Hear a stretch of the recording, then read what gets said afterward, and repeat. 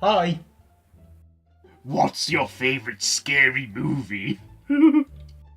Bye. Hello? Hello?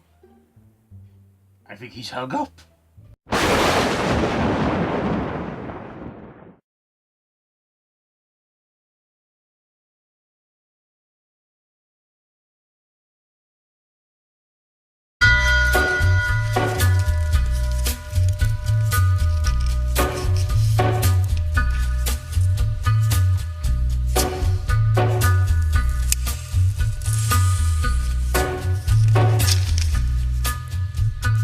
Take a little walk to the edge of town and go across the track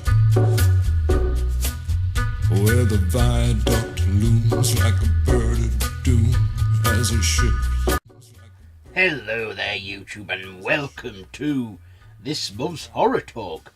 So, as you know, this month I am doing a discussion on the Scream franchise. Yes. So, Scream. I will always have a special place for Scream in horror because, you know, I lost my virginity to that film, as in the first proper horror movie I saw.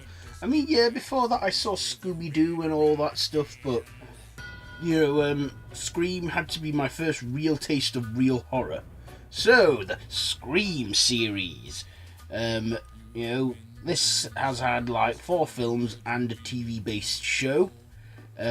So, the Scream films, written by Kevin Williamson, except for Scream 3. Scream 3 was written by Ethan Ruger. Scream 3 was written by him. So, this is actually inspired by actual events. A few years before Scream, in the early 90s, there was, like, this series of murders that were going on in this town, by a deranged psychopath, and, well, it was really bad and stuff, but, you know, in real life they caught the killer, but this struck inspiration for film writer Kevin Williamson, and in the December of 1996, the film Scream came out in cinemas. Written by, like I've just said, Kevin Williamson, and directed by the great horror master himself, Wes Craven. The film starred series regulars Nev Campbell as Sidney Prescott, and Courtney Cox as Gail Weathers, and David Arquette as Dwight Dewey Riley. Dewey, as he is known in the films. So, the first film, Scream, it was 1996, and this was a slasher film. I mean, by the 80s and that, when the 80s came to an end, we pretty much had enough of slasher films and stuff. And then Scream happened in 1996, and it redefined the slasher genre. And this even made fun of the slasher genre a bit too, because they referenced loads and loads of horror films, including Halloween and The Nightmare on Elm Street and Friday the 13th. And the film, it opens with Drew Barrymore playing Casey Becker in it. And at first, when I first saw it as well, I thought she was going to be like the main character and she was going to survive the whole film. And she didn't. She got killed in the opening scenes by the series protagonist, Ghostface. And that has been played by many actors, but has always been voiced by the great Roger L. Jackson, who voiced Ghostface in all 4 films, and even voiced Mojo Jojo in the Powerpuff Girls. How I know that? Because I looked on his wiki page. So yes, in this first installment, the killer was 2 antagonists, Billy Loomis and Scott Marcher, played by Skeet Ulrich and Matthew Lillard. The film also co-starred Jamie Kennedy as Randy Meeks, and he's a funny character. There's a lot of comedy in this film series, very dark comedy, but very humorous and stuff. And I do like the films. I do like them a lot. So the first film, basically, it's in the set in the fictional town of Woodsboro, and well, once a series of murders start happening, people go hunting for a killer dressed in a ghost mask called Ghostface. Now, of course, with it being a horror film, dumb decisions are made, and we have our main protagonist in this, Sidney Prescott, played by Neve Campbell, who in this one at first is a teenage virgin. Not only that, but the anniversary of her mother's death is also around, and, well, we don't actually know what really happened with her mother, other than she was murdered and all that. So yes, Scream, referencing so many different films in the genre. So of course in Scream, we had one horror nerd in it called Randy Meeks, played by Jamie Kennedy, and he was the comic relief of it all. He knew all the rules and all the tactics to survive a horror film. He even does a whole lecture of it at some point in the film. And they're all sat watching Halloween at some house party. And of course, Sydney and Billy, because they're lovers in this film, they get it on, and he takes her virginity. Only in a big shock twist to find out that he and his friend Stu are the killer, Ghostface. Not only that, but they're trying to frame it all on Sydney's father. Of course, she says that they've been watching way too many horror films, and it's not horror films that create killers, it's horror films that make them more creative, and what else is there?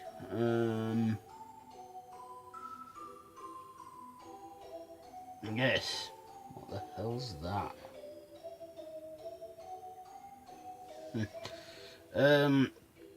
So yes, we get the Ghostface killer revealed, and also, there are a lot of scenes in there that are pretty, some death scenes and that, including the garage door, when Dewey's sister, I can't remember her name now, and the actress who plays her, but she's quite well known, when she's like playing Sydney's friend in it, and she's like trying to get some beers, and there's just a bit where she confronts the killer, thinking it's someone messing around at first. And at first she actually puts up a good fight against the killer till she decides to go through the cat flap of the garage door and gets her head crushed and she's killed. But there's other things she could have done, like shout for help, because they were all sat in silence listening to Randy go on about surviving a horror film. And that's a bit daft, that one. There's also a bit where the principal's killed, and he's played by the Fonz, Fonzie from Happy Days. We also get a cameo from Wes Craven in this as the janitor, dressed like Freddy, as a huge reference to A Nightmare on Elm Street. And I also think that Ghostface is probably the most clumsiest mass murderer ever in the history of slashers. Why? Because he trips over his robe.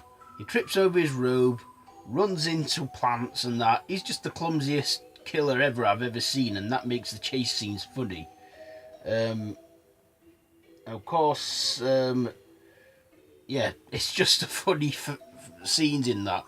I would definitely consider Scream a part comedy as well as a slasher and a horror and stuff. And it's a film that makes fun of other slasher films.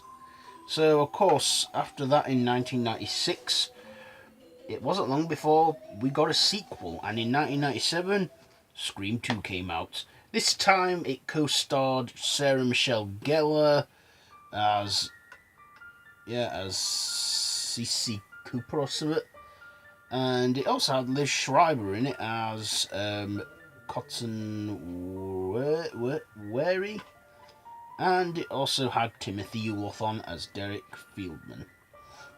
So, the Ghostface Killer strikes again, and this time Sydney's at camp, at college, and the killer's on campus. And we have, this one doesn't take itself as seriously as the first one did. We still had Jamie Kennedy in it as Randy. Unfortunately, that was the last film with him in it alive, because he does get killed in the film. But at least his final moments are funny when he's in the campus grounds shouting "fuck you" down the phone and everything to the killer Ghostface. Now, of course, it's a mystery on who the killer is until the big finale, when it turns out to be Derek, played by Timothy Olyphant. I thought that was, quite good. He looked like a normal, sane person, and then he just turned out to be the killer Ghostface. But he also had an accomplice, Mrs. Loomis, Billy's mother, and trying to avenge her son for his killing in the first Scream film. Of course, Sydney comes out on top triumphant. We still get Courtney Cox as Gale and David Arquette as Dewey. Dewey almost dies in it, but luckily he survives. I'm sure I'm not giving away any spoilers here, given that these films are like 20 years old. So yes, Scream 2, 1997. And yeah, I like this one. And people say that the sequel is better than the original. Yeah, I would probably say so. Say it's a lot better. And stuff. So, Scream 2. So, the year was 2000. A new millennium had begun. And, well, horror had finally entered the 21st century. And in 2000 we got Scream 3, written by Ethan Kruger, directed by Wes Craven, and it starred regulars Nev Campbell, Courtney Cox and David Arquette. Early this time it had Patrick Dempsey as Detective Mark Kincold or something, Scott Flory as Roman Bridger, and Lance Henriksen as John Milton, who, well, Lance Henriksen is quite a big actor in the genre of horror. So, this time it was meant to be a trilogy. This was like, a trilogy. It was referencing a trilogy and stuff. And they were in Hollywood on the set of Stab 3. Now, I forgot to mention, right, that in Scream 2 there was a film made called Stab, which was a film within the film, which was a reconstruction of the first Scream film. One of those fact-based slashers. And then in Scream 3 we seem to skip Stab 2 and go all the way to Stab 3. In the the film within the film. Again, Wes Craven has a cameo in this as a person touring on set. We also get the Ghostface Killer back again. This has Liv Schreiber in it as well in the opening scene, who gets killed. Yes, there's a lot going on in it, and we even get a cameo from Jamie Kennedy as Randy doing a video. Pretty much sort of like the one I'm doing now, where he tells Sydney the rules and what happens in a trilogy, which is like all about going back or tracing back to like before the original. In this, Sydney finds the what really went on with her mother and what happened in that. Lance Henriksen's character, John Milton, I think it's like an agent in Hollywood, a big agent, and he, well, let's just say, I think Sydney's mum had to endure a lot to become an actress, because she did go there. long before Sydney was born. Of course, we get another twist in there as well with Roman, who is living in Hollywood as the director of Stab 3. Roman is the Ghostface killer, and he turns out to be the half-brother of Sydney. And, well, as Randy puts it, in the third installment of a horror film, the killer is now a superhuman, and the only way to kill him is a bullet to the head. And that's what they do in Scream 3. I also like how this one took us out of Woodsboro and took us to Hollywood. Yeah, Hollywood. We had, they seem to have had a lot of fun in Scream 3 in Hollywood. And like I said, this was a trilogy. And yeah, it was a trilogy, the Scream trilogy, for like 11 years. And, after years of people saying, oh, they're doing a Scream 4, there's going to be a fourth Scream film, they're doing a fifth one too.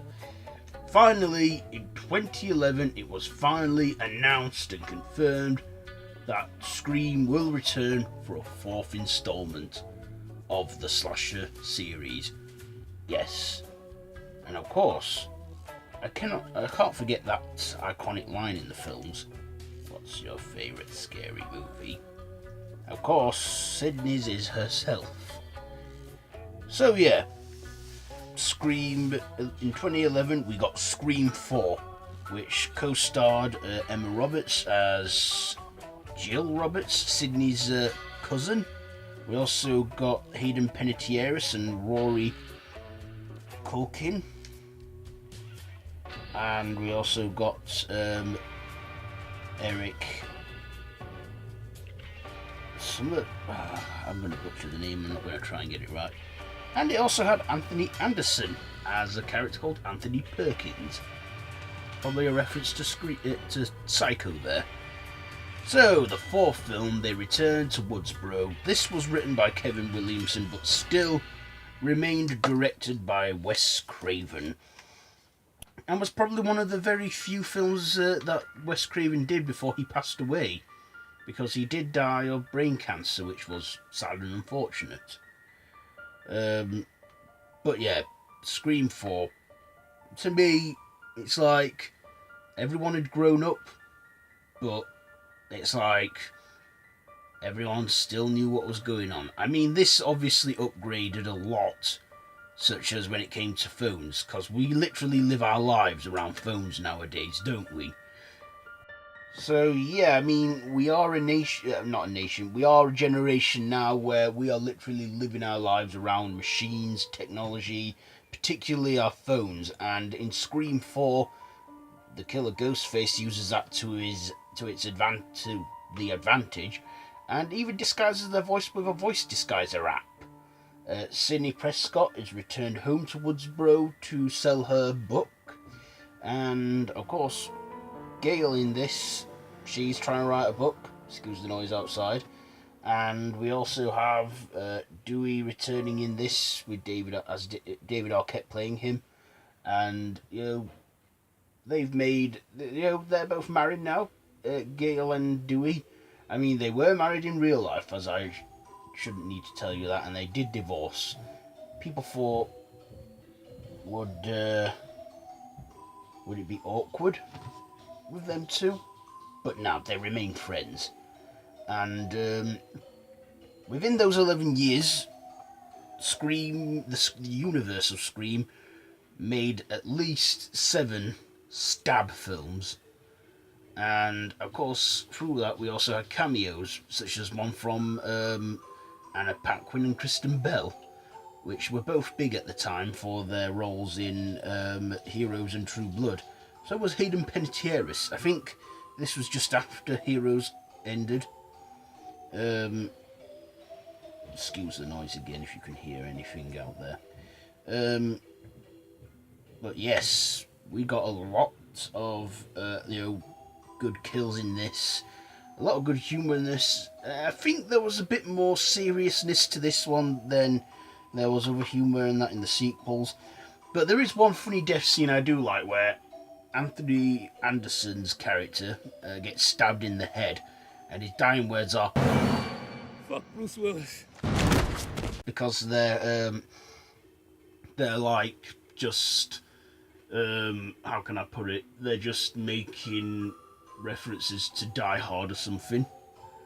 But yeah, this fourth one I surprisingly enjoyed. It was surprisingly good as well. I didn't know what to think after 11 years off screen, but it did good. And yeah, how they've not made a Scream 5, I don't know, but I don't think there will be a Scream 5 now. Before we get on to beyond the Scream series, we did find out, to our surprise, that in the film, Ghostface, like the original, was played but was two people, and it was Jill and I can't remember his character's name, Rory Culkin's character. They were the Ghostface killer. Sorry if you heard out there. That was my parents taking the dog out. Yeah, but yeah, Anthony and I'm looking at. I've got all this written down and took notes. So yeah, it was Jill who turned out to be the main antagonist for this, and she was nuts. I mean, literally nuts. She actually managed to pull off what Billy and Stu were trying to do in the original Scream. Of course, she doesn't quite pull it off because Sidney survives, and, well, like Sidney says in the film, don't fuck with the original. And that pretty much Scream 4 ends there, where Jill's killed and Sidney's still standing. And, like I said, are they going to be doing a Scream 5? Scream 5, I think, was mentioned or was in some sort of development, but I don't think it ever happened. And I don't think it will happen now. Like I said, I mean, yeah, they could always get another director, but, you know, with Wes Craven directing all 4 films, I don't think it would be the same without his touch. I mean, they could get another director, but nah, I think the film franchise should be left as it is now, because it was meant to be a trilogy, and then they made a 4th film. Of course, the series over the years has inspired many parodies, such as Scary Movie and other, you know, comedy parodies and all that stuff. We also had Scream also gave us a TV series that was on MTV in America and Netflix in the UK. But yeah, we still had a series of Scream. Excuse the noise there. Of course, the film series and the TV series are very, very different.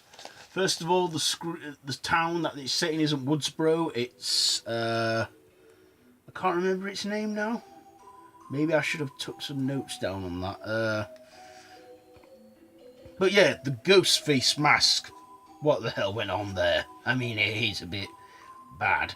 Nowhere near as good as the original.